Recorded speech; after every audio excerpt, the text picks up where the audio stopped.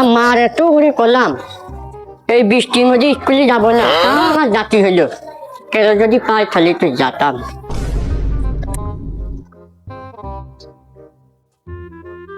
আরে তোরা স্কুলে যাবি নি?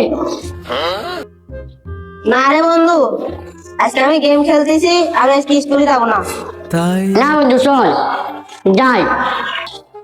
না যাবো না। স্কুলে গেলি চল, না গেলি না চল। আজকে স্কুলে হচ্ছে রুটি আর দুধ দিয়েছে, গেলি পাবি নি, না গেলি পাবি না। কি রে তোরা গেল ওখানে? স্কুলে যাবি